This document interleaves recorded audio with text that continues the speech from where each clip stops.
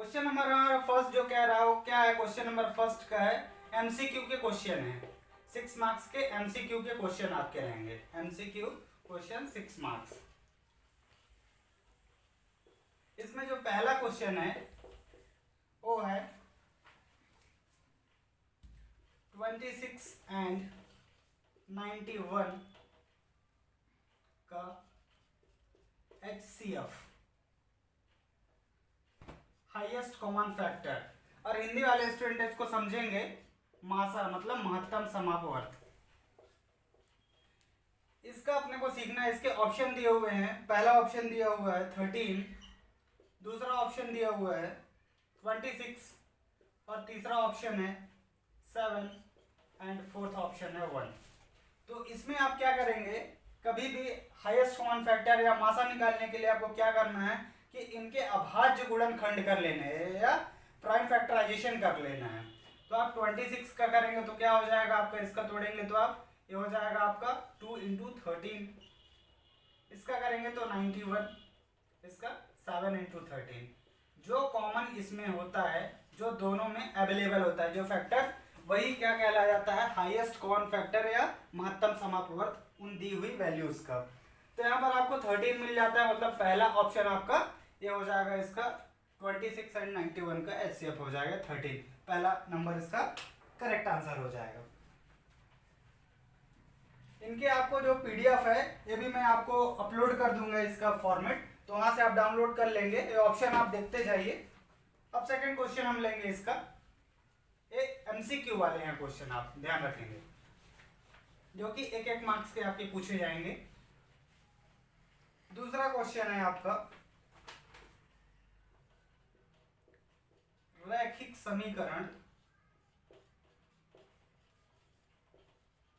रैखिक समीकरण AX + B का शून्यांक क्या होगा। इसमें आपको ऑप्शन दिया हुआ है, फर्स्ट दिया हुआ है A/B, सेकंड दिया हुआ है B/A, थर्ड दिया हुआ है -B/A और फोर्थ दिया हुआ है AB। शून्यांक निकालने के लिए आपको कुछ भी नहीं, सिंपली ध्यान रखना है कि क्या करना है, AX + B = 0 करना है। तो जब आप करेंगे, यहाँ पर मैं आपको बताता हूँ, देखिएगा, AX + B = 0 यदि आप करते हैं तो क्या हो जाता है आपका, AX = -B हो जाता है, और यहाँ से x की वैल्यू आप फाइंड करते थे, हो जाता है -B/A। और इसमें आपको मैं चीज़ बताता हूँ कि जो है आपका, जो यहाँ पर शून्यांक होते हैं, शून्यांक एक क्या होता है, योग होता है, और एक कहलाता है आपका गुणनफल। तो ये जो वैल्यू है -B/A, ये आपके गुणन योगफल की वैल्यू होती है -B/A। ये भी आप ध्यान रखेंगे। तो इसका ऑप्शन क्या हो जाएगा, -B/A, मतलब C नंबर इसका ऑप्शन हो जाएगा। C नंबर इसका ऑप्शन हो जाएगा, ये आप ध्यान रखेंगे। अब हम क्वेश्चन नंबर इसका 3 पे, ये MCQ के क्वेश्चन है, इसलिए ज्यादा इसमें हम टाइम नहीं लेंगे।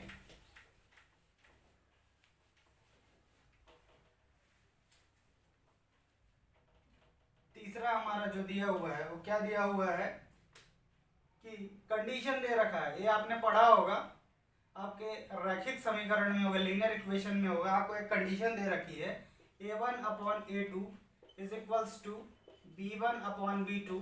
मैं पूरा क्वेश्चन इसका भी नहीं लिख रहा हूँ, उसकी कंडीशन बस लिख रहा हूँ, is not equals to C1/C2। ये रैखिक समीकरण में इसके कितने सॉल्यूशन होंगे, एक आपको इक्वेशन ऐसी दे देगा या ऐसे आपको पूछ देता है, तो ये आपका कितने होंगे। तो इसके लिए सिंपल आप ध्यान रखेंगे कि आपका क्या हो जाएगा, नो सॉल्यूशन, मतलब इसके कोई हल नहीं होंगे। ये आपने यदि लीनियर इक्वेशन पढ़ी होगी तो उसमें आपको मिल जाएगा। इसकी 3 कंडीशंस होती हैं, एक तो होगा कि ये इसके बराबर नहीं है, दूसरा एक कंडीशन होगी, मैं तीनों कंडीशन आपको यहाँ बता देता हूँ। A1/A2 is not equals to B1/B2। ये कब होता है, जब आपका क्या होगा, जब यूनिक सॉल्यूशन होगा, मतलब एक सॉल्यूशन होगा, या यूनिक सॉल्यूशन बोल सकते हैं, यूनिक सॉल्यूशन। ये आप ध्यान रखें। मतलब ये कंडीशन यदि दी होगी और आप ये पूछेगा तो उसके 9 सॉल्यूशन हो जाएंगे। यदि ये कंडीशन होती है तो इसके यूनिक सॉल्यूशन या वन सॉल्यूशन आप बोल सकते हैं इसको, जिसके एक ही सॉल्यूशन, यूनिक का मतलब ही एक ही होता है, तो आप उसको वन सॉल्यूशन भी बोल सकते हैं या यूनिक सॉल्यूशन भी बोल सकते हैं। या दो कंडीशन हो गई, तीसरी भी मैं लिख देता हूँ, आप ध्यान रखेंगे। तीसरी कंडीशन ये हो जाएगी कि सब एक दूसरे के इक्वल हो जाएंगे। दैट मीन्स मैं क्या कहना चाह रहा हूँ, A1/A2 is equals to B1/B2 is equals to C1/C2। ये हो जाएगा यदि ऐसा आपका दिया हुआ है कि ये कौन सा सॉल्यूशन, इसके कितने सॉल्यूशन होंगे, how many solution of this equation, linear equation. या तो इसका आप कैसे लिखेंगे, इसका इनफाइनाइट सॉल्यूशन हो जाएगा, मतलब इनफाइनाइट सॉल्यूशन, मतलब इसके कितने हो जाएंगे, अनंत हो जाएंगे, अनंत हल होंगे। मतलब क्या हो जाएगा, इसका इनफाइनाइट सॉल्यूशन ही हो जाएगा। मैंने दो कंडीशन पहले बताई है, तीसरी कंडीशन इसमें ऑप्शन दिए हुए होंगे उसको आपको मिल जाएगा। तो इसमें क्या क्या दिया हुआ है ऑप्शन आपका, इसके दिया हुआ है कि दो हल होंगे का कोई हल नहीं होगा, कि अनंत हल होंगे या अद्वितीय हल होंगे। तो इसका ऑप्शन नंबर बी हो जाएगा। आपका एमसीक्यू वाले क्वेश्चंस में थर्ड नंबर का आपका बी ऑप्शन आंसर हो जाएगा। फिर आगे हम बढ़ते हैं नंबर 4 पे। एक कंडीशन आप याद रखेंगे, जरूरी नहीं कि वही क्वेश्चन जो इसमें मैं पढ़ा रहा हूँ वही पूछे, कुछ भी पूछ सकता है। तो इसमें से तीन में से कोई भी यदि पूछता है तो आप लगा पाएंगे। नंबर 4 जो आपका दिया हुआ है वो दे रखा है, नंबर 4 एपी, एक एपी दे रखा है, मतलब अर्थमेटिक प्रोग्रेशन, समांतर श्रेणी एक हमको दे रखी है 2, 7, 12, ये हमको दे दिया डैट डैट डैश, एक हमको समांतर श्रेणी दे दी, या अर्थमेटिक प्रोग्रेशन बोलते हैं इसको इंग्लिश में, हिंदी में समांतर श्रेणी हम बोलते हैं। का सार्वांतर, इसको हमको सार्वांतर मतलब कॉमन डिफरेंस निकालने के लिए हमको बोल दिया है सार्वांतर, और इंग्लिश में बोलते हैं common difference, common difference, common difference हम बोलते हैं। कॉमन डिफरेंस के लिए क्या होता है, आप सबसे पहले ध्यान रखेंगे, ये आपका फर्स्ट टर्म होता है, ये सेकंड टर्म होता है, ये थर्ड टर्म होता है, ऐसे ही आपके टर्म आगे बढ़ते जा रहे हैं। तो कॉमन डिफरेंस सीडी बोलते हैं, कॉमन डिफरेंस या सार्वांतर निकालने का क्या होता है, सिंपल सा रूल, जो नेक्स्ट पद होता है उसके पहले वाले पद से उसको माइनस कर देते हैं, मतलब T2 - T1 कर सकते हैं, या आप T3 - T2 कर सकते हैं, कुछ भी करेंगे सेम आंसर आएगा। तो क्या हो जाएगा 7 - 2 = 5। इसमें ऑप्शन दे रखा है आपको, ऑप्शन दिया हुआ है 5 - 5 2 - 2, तो इसका क्या हो जाएगा आपका आंसर 5 हो जाएगा, मतलब पहला वाला आंसर आपका ऑप्शन आंसर हो जाएगा। नेक्स्ट हम लेते हैं इसका, ये आपका फोर्थ नंबर है, फिफ्थ नंबर हम लेते हैं।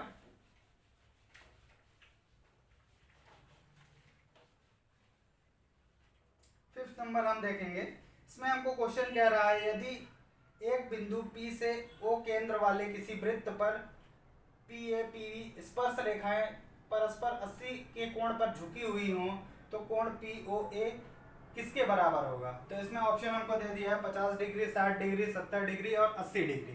तो सबसे पहले हम इसको समझ लेंगे, सीधा है, एक ट्रायंगल आपको सर्कल बना लेना है, आप सर्कल बनाएंगे, उसमें से एक कोई पॉइंट हमने क्या ले लिया, यहाँ पर P ले लिया, ये आपका क्या हो गया, ये सेंटर हो गया, इसको हमने O ले लिया है। इसको आप मिलाएंगे, थोड़ा सा आप सिंपल समझिएगा क्योंकि ज़्यादा इसमें नहीं अपने को करना है। यहाँ से क्या हो जाएगा, आपको एक ऐसी, आपको क्या करना है, टेंजेंट खींचना है, मतलब स्पर्श रेखा यहाँ से अपने को खींचनी है इस पे मिलाने के लिए, और यहाँ पर ए मिल जाएगी, यहाँ पर आपका 90 डिग्री का एंगल बनेगा और ए मिला लेनी है।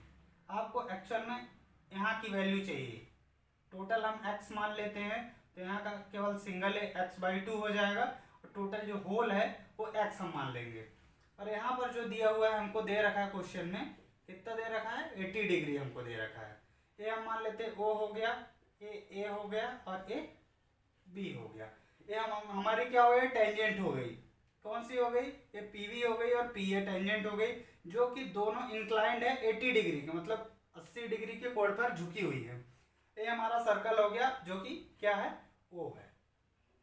तो यहाँ हम देखेंगे कि हमारा जो है, देखिए इसमें 4 भुजाएं बन रही होगी, मतलब एक चतुर्भुज बन रहा है, क्वाड्रिलेटरल बन रहा है। तो इसमें क्या होता है, क्वाड्रिलेटरल मतलब 0 A O A P V is equals to 360, क्योंकि आप जानते होंगे चतुर्भुज के चारों कोणों का मान 360 डिग्री होता है।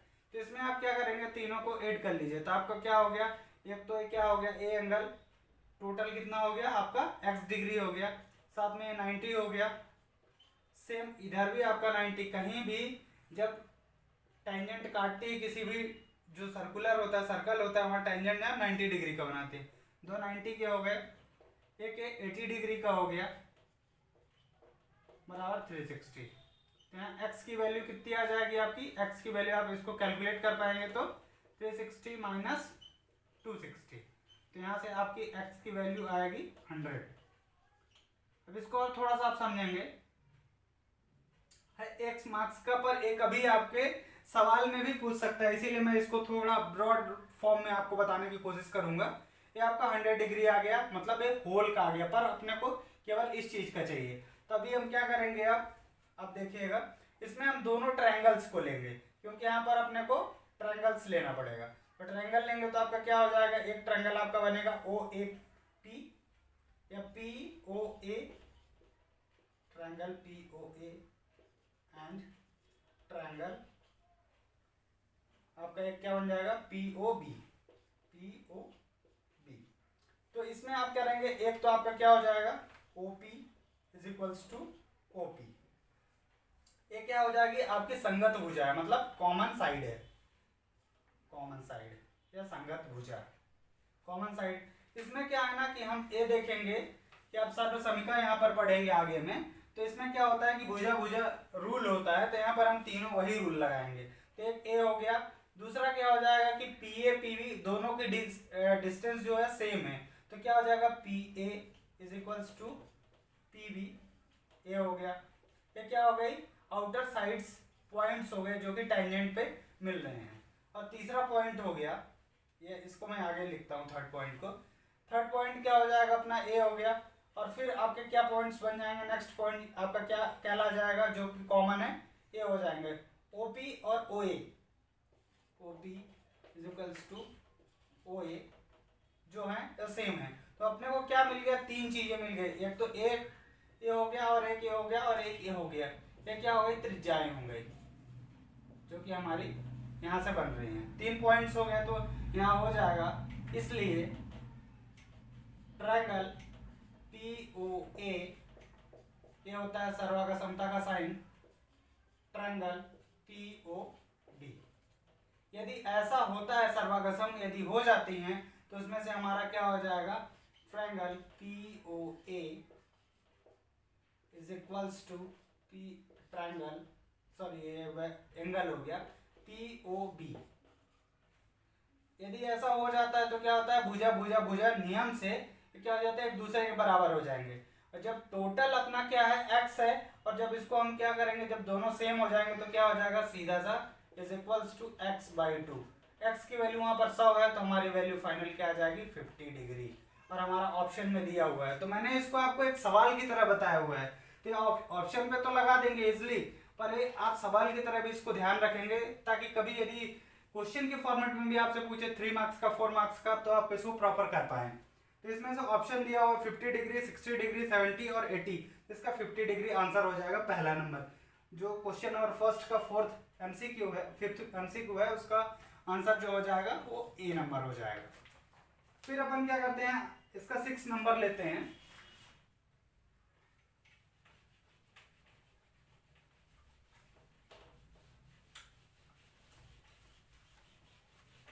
एमसीक्यू का आखिरी क्वेश्चन हम ले रहे हैं, तो क्वेश्चन नंबर फर्स्ट का 6 नंबर। इसमें क्या कह रहा है क्वेश्चन, दो समरूप त्रिभुजों की भुजाएं 4 अनुपात, भुजाएं जो है एजेस हैं उसकी 4:9 के अनुपात में है, तो इन त्रिभुजों के क्षेत्रफलों का अनुपात क्या होगा। तो एक स्टेटमेंट होता है कि जो समरूप त्रिभुज होते हैं तो जो उनकी भुजाएं होती है तो उनके जो क्षेत्रफल होते हैं, तो क्षेत्रफल जो होते हैं वो भुजाओं के वर्ग के अनुपात के बराबर होते हैं। मतलब जो इनका होगा ये जैसे एजेस हो गई समरूप त्रिभुज की, समरूप त्रिभुज की ये भुजाओं का अनुपात हो गया। तो जो क्षेत्रफल का होगा, क्षेत्रफल का त्रिभुज के उनके होगा, तो ये क्या हो जाएगा, वर्ग के अनुपात के बराबर होगा। तो मतलब क्या हो जाएगा, 4 का स्क्वायर रेशियो 9 का स्क्वायर, मतलब क्या हो जाएगा 16 रेशियो 81। स्टूडेंट्स हम क्वेश्चन नंबर 2 अब लेंगे, जिसमें अपने को रिक्त स्थान की पूर्ति करना, मतलब फिल इन द ब्लैंक्स है। क्वेश्चन दिया हुआ है सभी खाली स्थान त्रिभुज समरूप होते हैं, तो सभी समबाहु त्रिभुज समरूप होते हैं। तो यहाँ क्या आ जाएगा आपका समबाहु।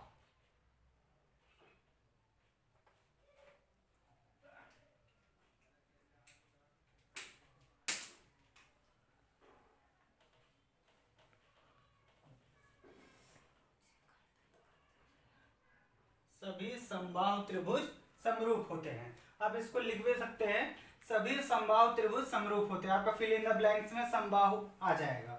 फिर दूसरा आपका फिल इन द ब्लैंक्स का क्वेश्चन है, किसी बिंदु की वाई अक्ष से दूरी खाली स्थान कहलाती है। तो यहाँ पर आप इसको भुज भी लिख सकते हैं, या आप भुज इसे लिख सकते हैं, या ऑप्शन करके एक्स निर्देशांक, निर्देशांक, एक्स निर्देशांक यहाँ पर आ जाएगा। फिर थर्ड है आपका, यदि मीनार की ऊंचाई एवं छाया की लंबाई, यदि मीनार की ऊंचाई एवं उसकी छाया की लंबाई समान हो तो सूर्य का उन्नयन कोण खाली स्थान होगा। तो सूर्य का उन्नयन कोण कैसे बनता है, ये देखिए आपको मैं एक इमेज के थ्रू बताता हूँ। ये कोई मीनार है, यहाँ पर सूर्य है, यहाँ पर क्या हो गया, सन हो गया, और एक मीनार हो गई, और यहाँ पर कोई व्यक्ति है, देखिएगा तो क्या होगा, यहाँ पर राइट एंगल बनेगा। तो क्या होगा, यहाँ से यहाँ पर 90 डिग्री जब बन गया, तो यहाँ पर आपका क्या हो जाएगा, यहाँ का थीटा होगा, और यहाँ का चाहिए, ये क्या होता है, दृष्टि रेखा इसको बोलते हैं। आगे इसको मिलेगा आपको, इसको दृष्टि रेखा हम बोलते हैं, जिससे हम देखते हैं जिस रेखा के थ्रू, दृष्टि रेखा, दृष्टि रेखा बोलते हैं। तो यहाँ से आप क्या करेंगे, इसको tan थीटा कर लेंगे। ये आपका क्या हो गया, मान लीजिए कि A, B और C इसको दे दिए, और पाइथागोरस थ्योरम लगाए, उसमें से आप क्या करेंगे, tan थीटा करके अब थीटा की वैल्यू यहाँ से कैलकुलेट करेंगे, तो आपके यहाँ वैल्यू आ जाएगी 45 डिग्री। और इसको आप याद भी रखेंगे, ये क्वेश्चन इस तरह का पूछा जाता है कि यदि किसी मीनार की ऊंचाई एवं उसकी छाया की लंबाई समान हो तो सूर्य का उन्नयन कोण कितना होगा, तो 45 डिग्री होगा। फिर अपना अगला क्वेश्चन है, बहुलक इज इक्वल्स टू, बहुलक बराबर 3, यहाँ पर इंटू दिया है, या ऐसे भी लिखा है तो इंटू का ही होता है, माइनस 2 माध्य, क्या हो जाएगा, 2 माध्य। इसका दूसरे प्रतिरूप में भी पूछ सकता है, मतलब आपसे यदि 2 माध्य का वैल्यू पूछ दिया तो आप क्या करेंगे, 2 माध्य बराबर हो जाएगा आपका, इधर चला जाएगा तो हो जाएगा 3 माध्यक माइनस बहुलक। इसी तरह से इसका 3 फॉर्मेट होता है, उस तरह से आप इसको कैलकुलेट कर लेंगे। कोई सा भी आप एक याद रखेंगे, उसके थ्रू आप तीनों को बना सकते हैं। फिर तीसरा आपका है, जो 5th नंबर है, 5वां नंबर है, त्रिज्या r वाले वृत्त की परिधि। कोई वृत्त है, कोई एक वृत्त है, उसकी जो त्रिज्या है यहाँ से r है, तो उसकी परिधि का सूत्र क्या बनेगा, उसके परिधि का सूत्र बनेगा 2 पाई r। जो परिधि का सूत्र बनेगा, सर्कमफेरेंस का फार्मूला बनेगा, वो हो जाएगा 2 पाई r। अगला है हमारा 6 नंबर, किसी असंभव घटना की प्रायिकता सदैव क्या होती है। कोई असंभव घटना है, मतलब उसके ना होने की पुष्टि हो चुकी है, तो उसमें क्या होगा, घटना भी एक है और ना होने की पुष्टि भी हो चुकी है, मतलब उसकी क्या हो जाएगी, 1 हो जाएगी।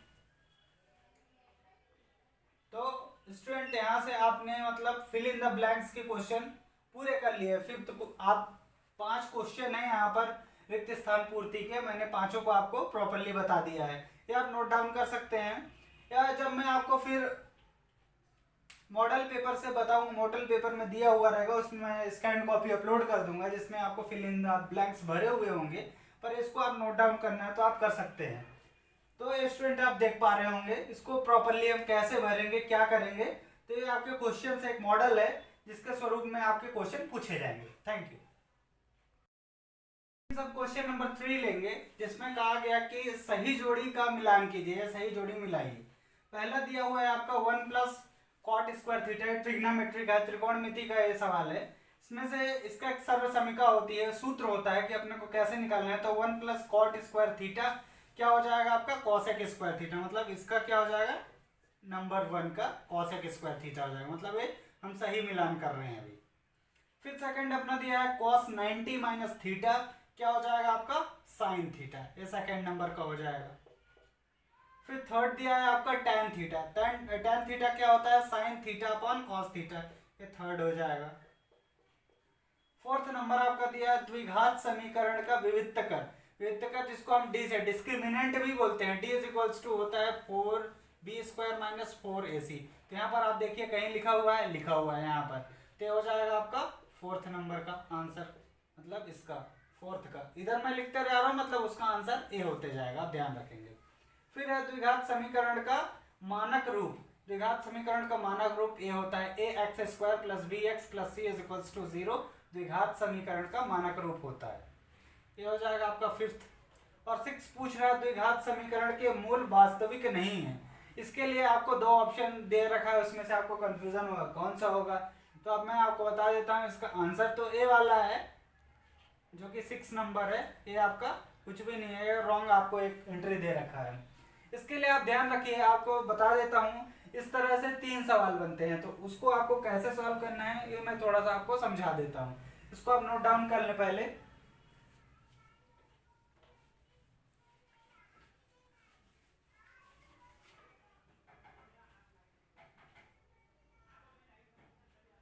या नहीं तो आप ये आंसर्स आप ले स्क्रीनशॉट लेके रख सकते हैं, और फिर मैं इसका पीडीएफ अपलोड कर दूंगा।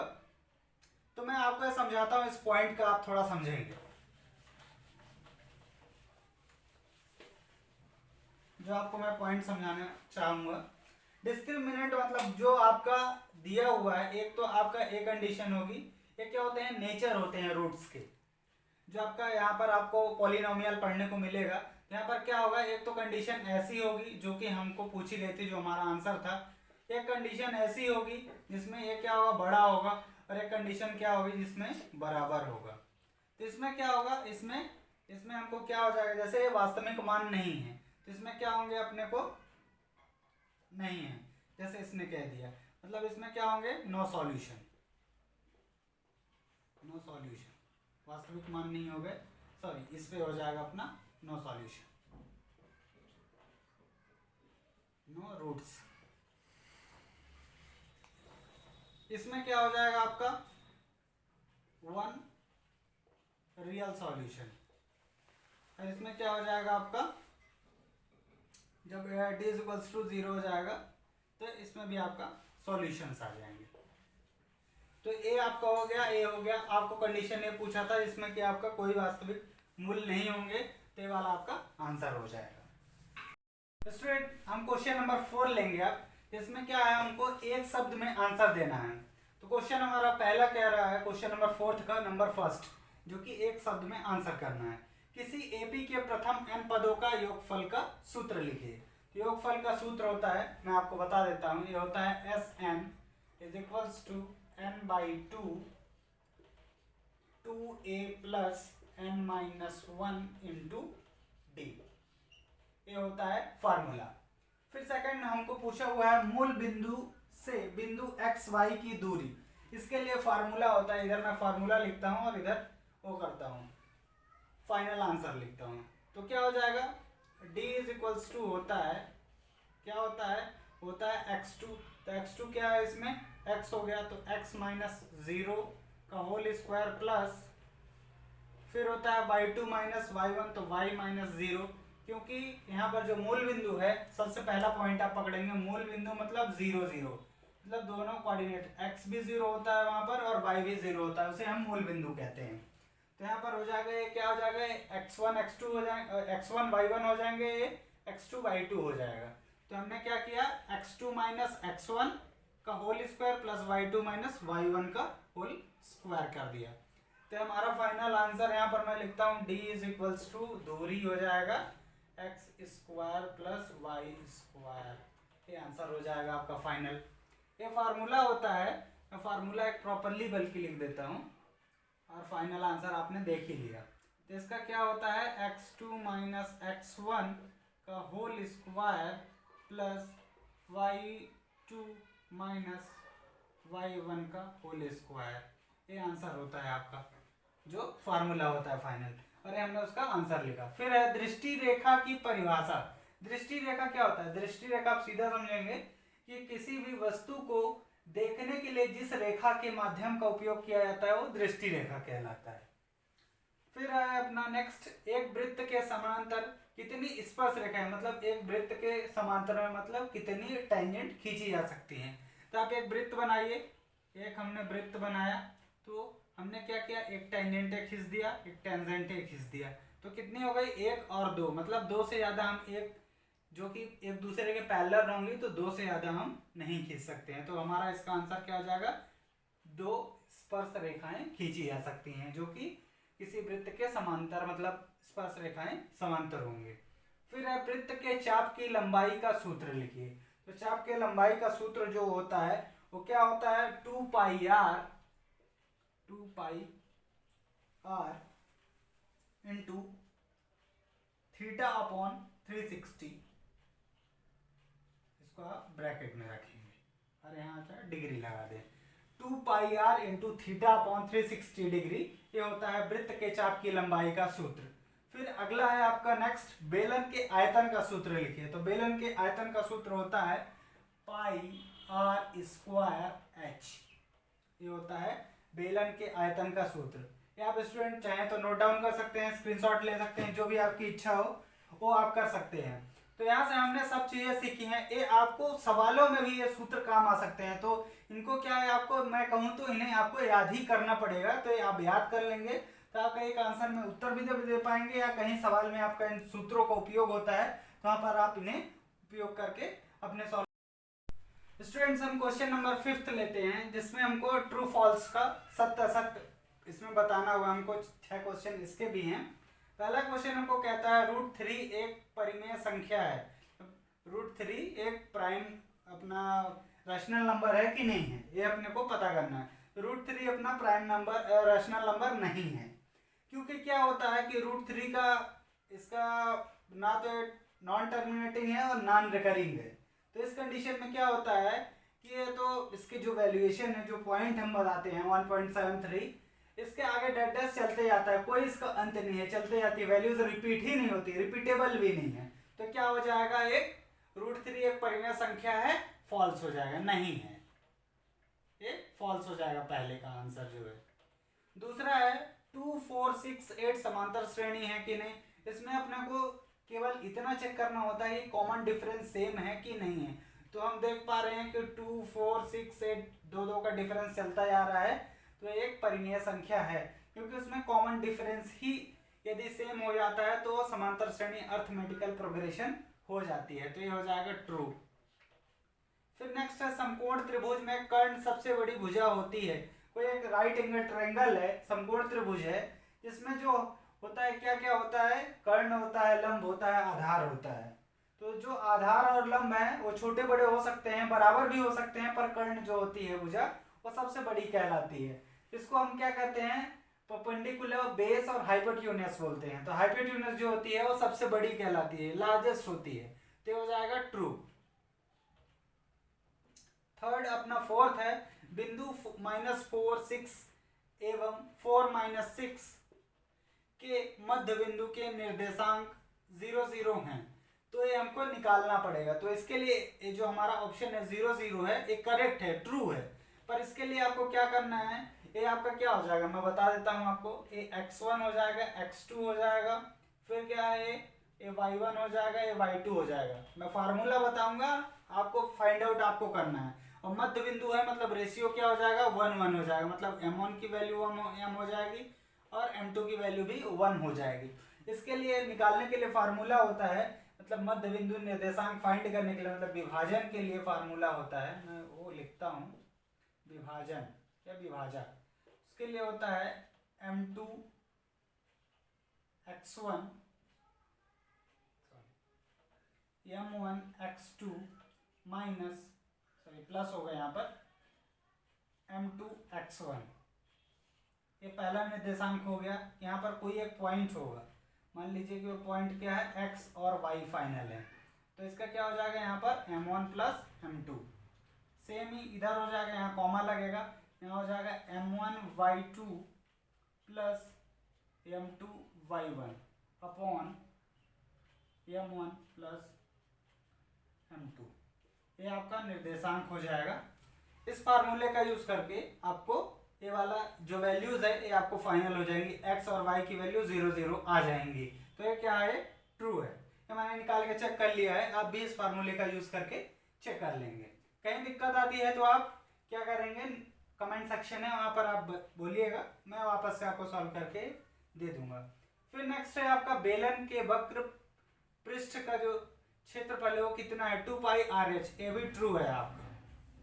फिर है नेक्स्ट, किसी घटना की प्रायिकता ऋणात्मक भी हो सकती है, नहीं होती है, ये फिर फॉल्स हो जाएगा, ये फॉल्स हो जाएगा। पहला फॉल्स है, दूसरा ट्रू है, तीसरा भी ट्रू है, चौथा भी ट्रू है, पांचवा भी ट्रू है और छठवां नंबर फॉल्स होगा।